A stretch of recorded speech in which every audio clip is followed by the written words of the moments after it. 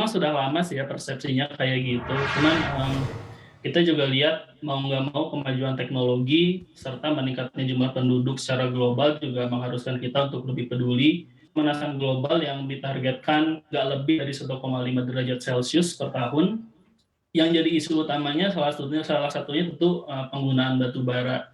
Cuman yang Mhm. menarik, prediksi seaborne coal dari 10 tahun terakhir secara global itu masih menunjukkan sedikit peningkatan di kisaran 1 miliar ton, sampai akhir tahun ini kemungkinan akan di angka 1,2 miliar ton. Jadi masih ada peningkatan dan kalau ditanya sangat ya mungkin, iya, tapi nggak dalam waktu dekat pastinya. Karena menurut kami, selama transisi renewable energy masih berlangsung, penggunaan batu bara juga bisa ditopang oleh improvement dari teknologi pembangkit listriknya. Jadi untuk pemenuhan listrik dalam skala besar, batu bara masih jadi alternatif utama khususnya di emerging market ya, kayak Asia Tenggara termasuk India dan China. Dan mungkin di masa depan penggunaan batu bara juga, demand-nya akan bergeser nggak hanya ke smelting atau listrik aja, jadi kemungkinan Mhm. alternatif demand untuk batu bara itu masih ada, masih secure paling nggak sampai 20-30 tahun ke depan menurut kita. Mhm. Ini menarik banget untuk diperhatikan ya Mas Fauzan. Ada 20 sampai 30 tahun ke depan berarti kita akan masih punya demand yang cukup besar begitu ya pada, batu bara ini sebagai pembangkit energi. Nah, tapi kalau kita lihat secara teknis benar nggak sih ini pergerakan harga batu bara yang memang sempat naik sampai ke kisaran 280, dolar Amerika Serikat per metrik ton ini benar-benar karena demand pull begitu atau karena cost push inflation begitu atau karena inflasi aja karena pasar kaget atau karena memang benar-benar ada demand yang cukup besar secara mendadak gitu, Mas? Satu memang waktu itu supply belum terlalu siap ya, karena kita ingat waktu di tahun, 2000 awal, di 2021 Mhm. itu musim hujan itu lumayan, kenceng juga, terutama itu, menekan supply dari Indonesia dan juga, Australia. Kita juga tahu ada long term issue di South Africa terkait, logistiknya dan Mhm. tiba-tiba demand, Baik. waktu Covid itu udah mulai mereda, terutama di China, begitu manufacturing udah mulai meningkat, itu menyebabkan beberapa, stok di utility-nya depleted banget waktu itu, sampai di bawah 5 hari cadangannya, dari normal sekitar 15 hari. Jadi memang lebih banyak karena Mhm. demand juga sih, tapi di satu sisi supply sebenarnya nggak berubah banyak, cuman, memang waktu itu ada sedikit one off faktor dari cuaca sih. Dia gambarannya kurang lebih pergerakan harga emiten batu bara di 1 bulan belakangan ini. Langsung aja kita tanyakan nih pertanyaan dari sobat cuan kita ke Mas Fauzan. Mas Fauzan, gimana nih untuk menjawab pertanyaan yang pertama, harus gimana nih sobat cuannya? Apakah harus dilepas dan cuma dipakai trading swing aja saham batu bara ini?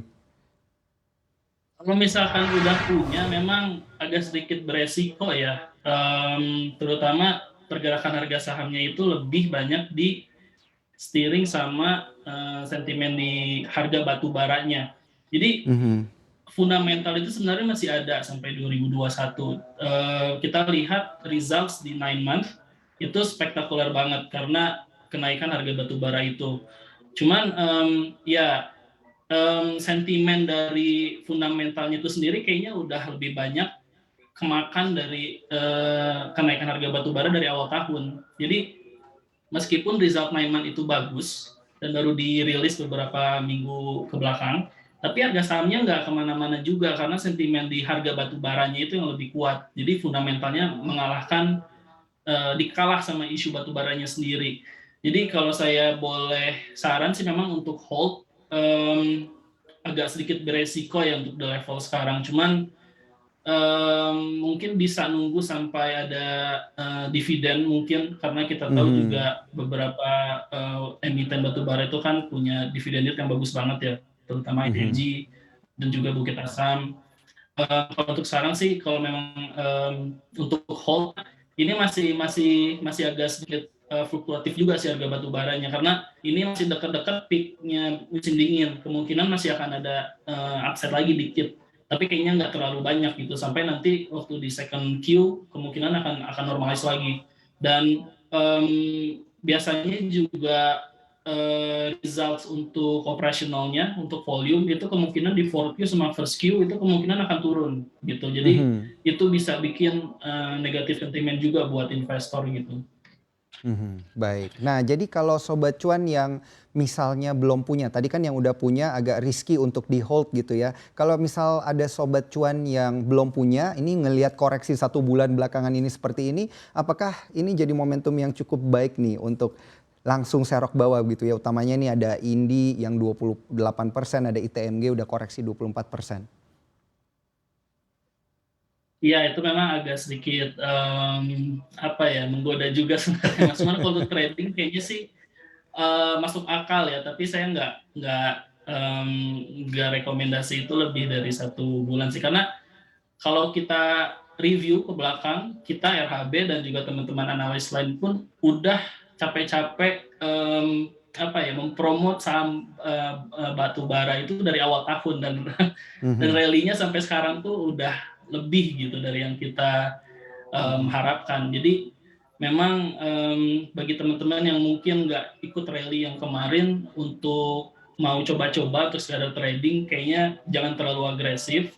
Dan mhm. memang kalau dari PE-nya sendiri, price to earning ratio, di compare sama earnings di 2022 memang sangat murah sekali sih. Saham batubara Baik. itu udah di rentang 5 sampai 6 Mhm. kali gitu. Ke pertanyaan yang selanjutnya.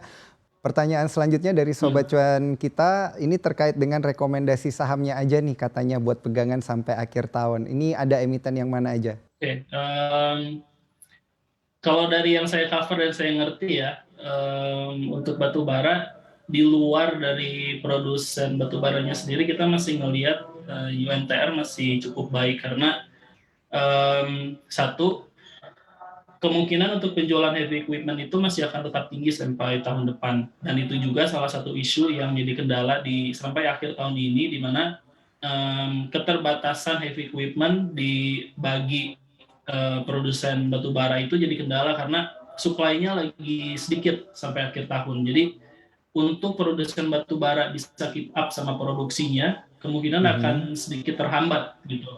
Dan ini yang kita lihat, demand untuk heavy equipment-nya sendiri di industri batu bara itu masih tinggi sampai tahun depan. Dan tentunya untuk QT yang udah siap dan juga punya brand yang kuat, Komatsu, dan juga mereka didukung sama prinsipalnya yang udah komit untuk meningkatkan produksi heavy equipment-nya tahun depan, itu bisa jadi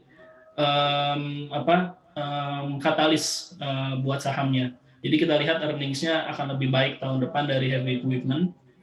Terus yang kedua mungkin di luar batu bara ya, um, mungkin mhm. kalau suka dengan nikel masih bisa jadi play yang bagus sih, terutama juga Inco dan Antam secara long term menurut kita masih cukup baik. Mhm. Eh, Satu sisi kalau mau ngelihat emas, memang emas agak sedikit fluktuatif sih, cuman proxy kita untuk emas masih di Merdeka Copper Gold. Satu juga MDK masih ditopang sama harga copper yang lagi bagus karena inventory-nya di global masih sangat terbatas, dan juga harga Mhm. emas yang menurut kita meskipun nanti ada sedikit tekanan dari tapering isunya di US, kemungkinan harga Mhm. masih akan Baik. tetap stabil di rentang 1.700 sampai 1.800 ons $1.800 per ons, sorry. Rotation Resiko dulu kalau gitu ya? dari tekanan. Dikurangin dulu atau sektor rotation dulu. Tapi kalau kita lihat nih, Mas Fauzan, terkait dengan emiten-emiten batu bara yang masuk ke dalam LQ45 gitu atau emiten batu bara big caps nih ya, dan liquid tentunya, apakah bagus atau tidak begitu untuk dipegang dalam waktu, yang panjang atau untuk benar-benar long term investing? Karena kan tadi sentimennya itu adalah kita masih akan punya demand begitu ya sampai tahun 2040. Nah, ini apakah baik untuk dipegang dengan jangka sepanjang itu? Iya, ini juga terkait sama long term view kita. Kalau kita ngelihat tren Mhm, di batu bara biasanya siklusnya kan antara 3 sampai 4 tahun ya, baru dari dia di dip sampai di high. Cuman karena ada one off factor dari Covid ini, cycle-nya benar-benar jadi baru banget, sekitar 2 tahun dari dia low mhm. sekarang ke peak-nya, dan menurut kita untuk bisa dia retain di level yang sama kayaknya akan sedikit, eee, agak sedikit sulit ya. Jadi mungkin gradually 3 tahun ke depan kemungkinan akan sedikit ada penurunan, ada koreksi yang memang secara trennya seperti itu untuk saham-saham batubara Mhm. karena korelasinya sangat positif dengan harga batu baranya sendiri. Dan untuk long term ya resikonya lebih apakah kita bisa gitu menahan mental kita begitu lagi dip, terus kita masih bisa hold. Cuman kalau untuk jangka 2 sampai 3 tahun menurut kita sekarang sektor batubara kita netral sih untuk pandangan kita karena risiko itu tadi. Jadi ada fluktuasi yang masih Baik. akan ada sampai 2 sampai 3 tahun ke depan. Cuman satu kalau mau simpan memang batubara itu lebih ke dividen play ya, karena dividennya memang Mhm. selalu baik sih dari segi yield. Jadi ya mungkin banyak investor yang memandang ke arah itu juga.